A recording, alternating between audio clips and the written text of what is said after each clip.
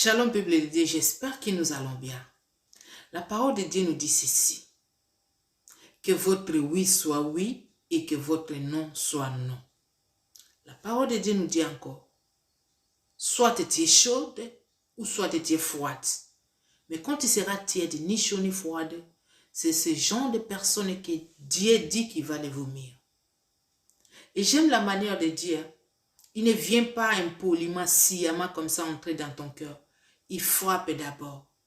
Quand toi, tu acceptes et tu ouvres ton cœur, c'est par là qu'il viendra siéger dans ton cœur et marcher et faire un chemin avec toi.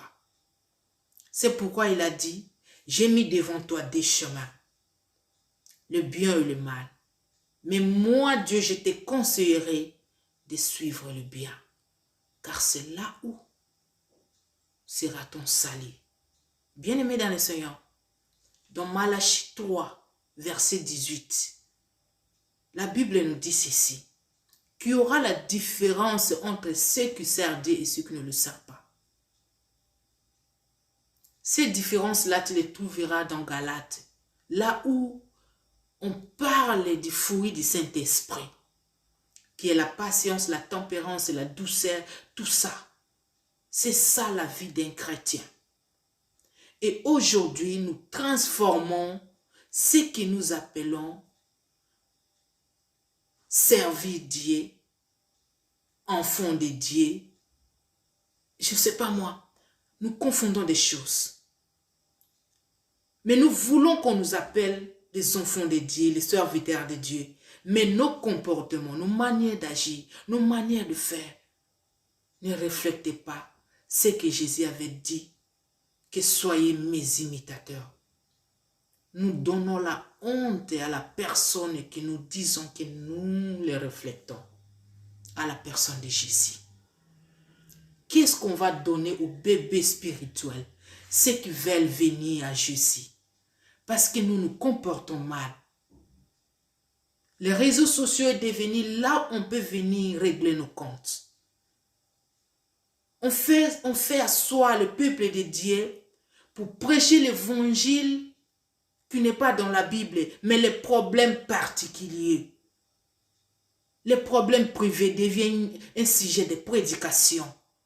La prédication devient des jetons. Eux, peuple de Dieu, serviteurs de Dieu, convertissez-vous. Parce que vous ne savez pas combien des âmes qui sont perdues à cause de vos isanies, avec vos problèmes. Réglez entre vous, s'il vous plaît. Réglez vraiment vos problèmes entre vous. Ça fait la honte de l'évangile. Ça fait la honte du corps du Christ. Vous savez combien des âmes sont perdues à cause de vos polémiques?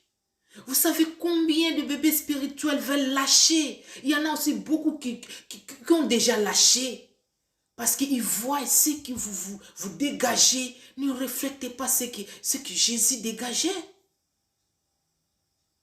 Quand vous dites que vous êtes des panneaux publicitaires de Jésus, mais faites-les de la manière bonne.